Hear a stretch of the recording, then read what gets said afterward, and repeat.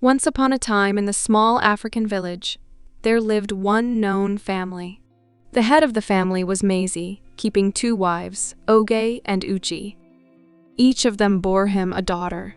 Ugo was pretty indeed, but it somehow seemed that the daughter of Uchi, Amara, was from another breed. Her beauty could be compared to the shining of the moon in the sky. Everybody in the village discussed it, especially after the prince himself came and remained standing with his mouth open, looking at her, deciding to take her as his wife when she came of age. But not all, as you can guess, were happy about that. The first wife, Oge, was green from jealousy. She felt that her daughter Ugo should have been the one to attract the princess's attention, not Amara. Oge never hid her feelings about this. She was always very cold and distant towards Amara. Everyone saw it, but it was so superfluous that no one said a word. It was kind of one of those things that everyone knows but just pretends they don't. Young prince and noble had eyes for no one else but Amara. Whenever he came through the village, he searched for no one else but her. But Amara, she was an ordinary girl. She liked to play with girlfriends, help her mom Uchi dream under the starry sky. Never did she fully realize just how much in love with her the prince was. But come August, there was a plan in the brewing stage. It was a plan born of envious bitterness, a plan whereby she would come out at the top of the waves her daughter. Little did Amara know that soon enough, the simplicity and joy of her life would be thrown by her stepmother's envy into a tangle of deceit and a struggling existence. The village, filled with laughter and community, was just about to have what will be referred to in days to come as the story. You see, one day, Oge's heart was so laden with jealousy that she cooked up the very cunning plan. She wanted to soil the name of Amara, to be able to get rid of the light that surrounded her so firmly. What did she do? She took one of her most prized jewelry, a necklace that glittered like the sun in the morning, and put it on top of the pile of clothes that Amara was supposed to wash at the river. It was an underhand move, hopefully enough to smear the name of Amara in the eyes of the villagers and the prince. Meanwhile, poor Amara, who knew nothing of this maelstrom beginning to unravel, takes the clothes to the river. She is humming a happy tune, busy washing them one by one in the cool water. As she pushes it deeper into the pocket of one garment, her fingers feel something unexpected. She confused and worried it wasn't hers. It had to be her stepmother's. But with a full heart of innocence, she managed to make her mind up to return the necklace to Oge after doing the household chores. How worried would her stepmother be, losing something quite valuable? She had to return the jewelry. It was just an act of honesty in her heart. Little did she know, she was walking right into the trap Oge set for her.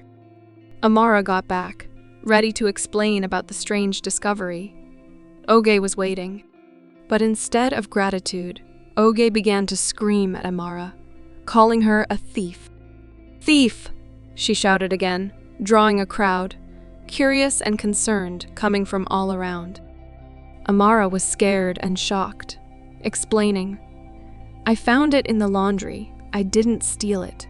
She wove her tale of deceit, making up with her own imaginative version of a cunning Amara who was also a sly thief. It had only looked very bleak for Amara, but just when it seemed that things had actually begun to look exactly like that, her mother, Uchi, stepped in.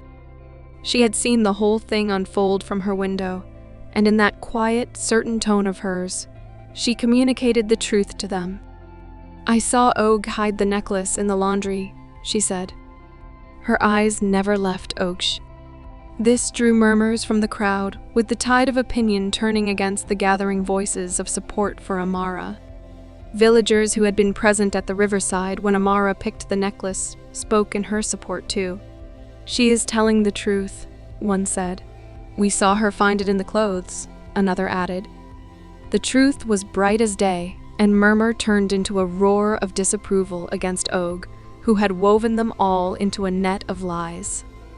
Oge protested, but it was of no use. Amara's innocence was proved, and the villagers embraced her, her reputation unspoiled.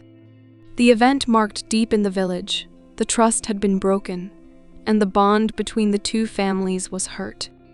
But for Amara, this was a sweet vindication moment. She had undergone an unjust accusation and still come out with her integrity intact. But it was far from over. With this, August had turned further and further to darkness, and as her plan got foiled, she started plotting a plot to become even more sinister. The village, which was once in full peace and harmony, was now being staged for a bit of rivalry, with Amara unknowingly in the center of it. Now, in this village, there used to come a festival every year which bound all the relations into one. It was a period of joy, of dance, of forgetting your sorrows under the moonlight. But in this festival, there used to be one rule about which each young and old knew to perfection. During the opening day of the festival, no girl was to visit the river. It was a taboo, a rule set by the ancestors, and it was always thought that the breaking of it would bring bad luck, or even worse. With the festival just around the corner, the village was alive with activity. Decorations would be put up, drums set, and tales of earlier festivals exchanged. But there was no such excitement in the heart of Og, only impatience to burst into flames of revenge. She thought of this festival as a cause, a platform. But it always took this as an opportunity to harm Amara and kick her off in this way. The night before the festival, when the air was full of excitement, Orga schemed everything. She spoke to Amara, her voice sweet, as honey was so different from the usual way of speaking. "Amara, dear," she said, "I need you to go to the river tomorrow morning. I need fresh water for the festival." Amara's eyes widened in disbelief, but she protested. "But, stepmother, tomorrow is the first day of the festival. I am not allowed to go to the river," O insisted, words laced with false concern. "It's just some silly old tradition. Nothing will happen, and if you don't go, I will make sure that your life here is going to be really miserable." Caught between a rock and a hard place, that was the best expression that could fit this situation of Amara, and she felt the weight deep in her heart since she knew what the consequences would be. But she dared not sleep at that fear-filled night. Amara tossed and turned, fears, worries, and the rest jockeyed for space in his mind. The river, always a source of life and joy, now seemed like a gaping mouth waiting to swallow her whole. She thought of going in disguise, somehow tricking the spirit of the river. Yet in her heart of hearts, she knew there would be no tricking or deceiving the forces of nature. And now, as the first dawn had spread its golden light over the village, a heart-wrenching decision looked her in the face. She was aware of the sacred taboo of the festival. No girl was to be found stepping close to the river on the first day of the 7 days. The rule is as old as the hills that encircled the village, respected by all but her stepmother, Ogo, with eyes clouded in malice, giving her an ultimatum that filled her dreams. Amar had stood her ground the first time. She was not going to go against the traditions of her people. "I can't go, stepmother. It's forbidden," she quavered. But Ori never gave in, with the veiled but clear threats. "You will not go, and you will regret it." Amara felt an affixed respect of age-old customs versus fear of the stepmother's wrath. As the morning stirred life to the village, yet ignorant of the turmoil in her heart, a despondent decision she made. If she were to make her way to the river, it couldn't be as a girl. She would have to go as a boy. To her, that was one way that could outsmart the spirits, a way of self-defense from the curse. She searched in her father's things until she found an old shirt and a pair of trousers that fitted her badly. In them, she dressed up, hiding her hair under a cap, hoping the river would not recognize her. A girl who dared to defy the taboo. Her heart beat like a drum that would soon sound in the festival. She set out to the river, the usually well-known and comforting way to it, seeming now foreboding. Each step seemed to carry the weight of her decision, as the birds chirped and the leaves rustled. But the sound in her ears was that of whispered warnings. The waters, normally placid and kind, looked back at her with a cold, unforgiving gaze.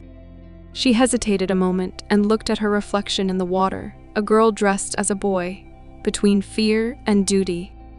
Then she did take a deep breath and began filling her pot with water, each and every moment dragging out like the last. But she turned to leave, and for whatever cause, maybe the feeling had been festering down deep in her mind and heart before her flight from the dungeon and had continued all through the morning, along with her worry for the safety of her disguise. Her feet, carrying her home, of all places, stood there like lead, immovably rooted to the ground, and the earth had some say in whether she could move. Fear gripped her heart in a vise as she realized the river had seen through her disguise. Stuck Amara was a prisoner of her own choices. And when the realization of that fact dawned upon her, then a single, desperate help call escaped from her lips, whose echo was caught in the stillness of the river.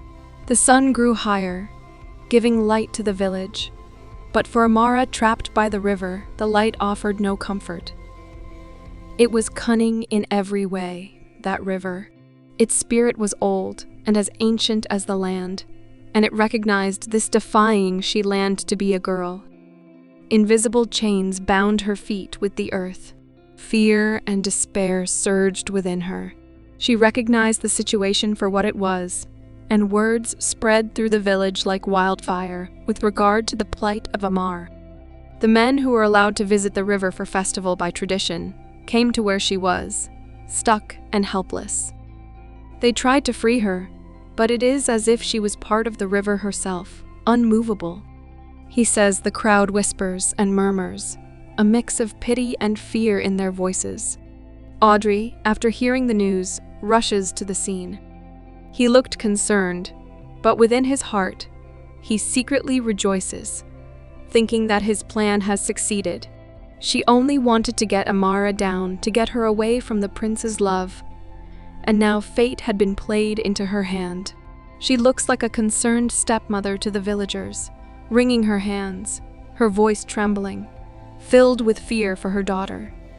But inside, she was rejoicing, believing her plan had succeeded. Like the day turned evening, and the evening turned into night. And Amara lay down while the villagers had a queer coincidence that made them go back to their homes with a heavy heart. The festival, always so gay and full of jollity, stood that day with a deadened spirit, because Amara walked the earth, left to feel the loneliness and despair by the riverside. The normally gentle sound of water, always giving her peace, now seemed like a mockery in her ears. Then came night, and no relief it brought her, just the cold embrace of the river's curse. She shut her eyes now, wondering if there was to be a miracle. If one could ever break free from the spell that bound her to captivity in that village, then the first day of the festival dawned upon them. Not much cheer had dawned with it, in drums and songs. There was already a note of joy.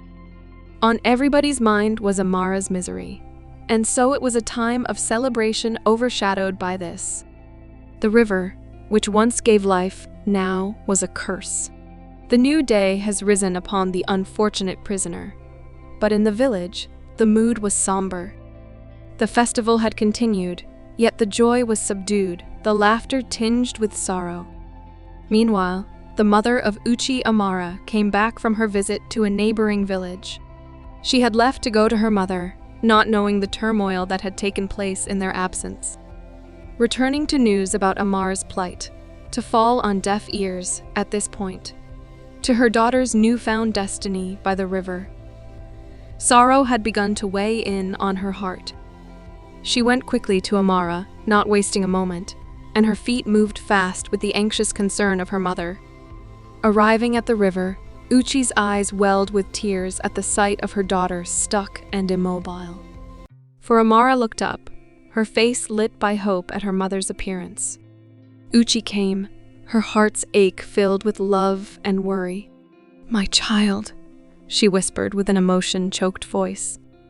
Uchi knew. She couldn't take the curse away, but she could, maybe, make this time a little better for her daughter. She asked around the village with determination and concern. Carpenter, a kind-hearted man who was really touched by the situation of Amara, together they constructed a small place by the river where Amara was struck. It was not much, but it was a refuge, a place where Amara could take shelter from the sun and the cold night air. So Uchi started a routine that became part of her life. Every morning, as the sun rose, she would go to Amara, taking her food and giving her comfort. She sat, talked, and accompanied her, projecting a reasonable spark of hope into a situation that seemed too bizarre to become real. Villagers said and looked, speaking encouragement to Uchi's devotion. Her maternal love for her child and determination to be a mother to Amara shone out amid all that she had gone through. The legend of Amara, a girl in the river and a mother dedicated, remained monumental, reminding herself that even in the darkest of times, she found hope, that reminder she found in the ability of love, ever true and unwavering as the days melded into each other. Amara's plight continued, but her mother had come to visit her twice, which was a constant comfort. Ever thoughtful, Uchi had realized the need of a secret code. The villagers were taking on the tall story of the girl stuck by the river, and some interested visitors coming to the shelter. While some have good intentions, others just to gork. They needed a way to signal one another, a sign that it was indeed her mother on the other side of the door. And so Uchi devised a simple but workable code. Before knocking, she'd warble a short tune, a lullaby she used to sing to Amara when she was a baby. It was something that only they knew. A melody that brought back memories of times when they were both safer, happier. It goes something like this: "My dear daughter, I am your mother, the one. I love you and I want you not to suffer. Please open the door. I am your mother. Uchi, whenever you hear this song, my dear, this is from me." Uchi told Amara, her eyes glistening with unshed tears. Each early morning, when the first rays of the sun tore the sky, Uchi used to come and stand outside the shelter, humming the tune softly. On hearing it, Amara used to feel a wave of relief and then open the door to welcome her mother. They would sit and take food together. Then Uchi would sit to share stories, their conversation abounding for Amara's troubled heart. Uchi would tell her about what happened around the village, festivities that still continued despite the gloomy shadow around them. She brought news of their friends and neighbors, fragments of daily life that keep us united with the world, from which we are cut off, but only for a brief while. In turn, Amara shared with her all those things which frightened her, and the little girl sought solace in her mother's words and warmth. The daily reunions were short but sweet, each getting in a laugh and a cry while clutching the other as their bond strengthened against all odds. For one could feel the force of a mother's love in Uchi's resolve. After all, a mother's love can move mountains. All while the villagers grew, so did Uchi's dedication. Her daily pilgrimage to the river and the spirit became a symbol of hope and resilience in their little shelter by the river. Mother and daughter holding each other in their arms, the love that was the brightness of light in darkness. But while every sun rose from the east and set in the west, the bond between mother and daughter grew ever stronger, and Amara's heart darkened with jealousy and malice. She could only look from the other side, twisted in jealous thoughts of the village praises for Uchi at being so dedicated. To her, every Ayola given to Uchi was an insult to her, reminding her how she failed by not having Amara brought down. The bitterness of the ogre has no bounds, and as time went by, her sinister planning was born from the depths of malice. She started following Uchi to the river, waiting for her behind the trees, with her narrowed eyes boding ill. It took little time to notice the pattern in that little song that Uchi or Luchi hummed before each visit. And so, on the last day of the festival, when the air was somewhat laced with exhaustion and relief, did Augur decide to strike the village. And it was a perfect time for her as she got distracted and caught up by the closing ceremonies of the festival. Unnoticed, she slipped away, her heart thumping with a mixture of fear and excitement. She started nearing the shed by the river, trying to repeat the tune Uchi used, but in a different way. She sang clumsily, as Uchi had ever done, with the same gentle tune. "My dear daughter, I'm your mother. I love you. I don't want you to suffer. Please open the door. I'm your mother." Uchi opened inside the shelter, and hearing the familiar melody, Amara stretched out her hand to open the door, expecting to see her mother's loving face. But to her utmost horror, there was Ogi standing there with a malicious grin on her face and a knife held in her hand. Blinded with rage, it struck before she could shut it. Before she even realized it, the door was already ajar, and Og had brought the knife down with a thwack. In another second, it was done. But to the surprise of everyone, it was not Amara who opened the door. It was Ugo, Oge's own daughter. Being privy to the evil thoughts of her mother, the kind-hearted Ugo had spent the night with Amara to keep her company. Here, in this tragedy of errors, the jealousy and wrath had led Aga, and she saw her folly, but that was much later. The knife aimed at Amara found its target on Ugo, her daughter. A horror-stricken cry escaped from the lips of Amara. Ugo fell to the ground so hard, and at that moment, even as he fell, the actual weight and pain of it came upon every person there at that moment.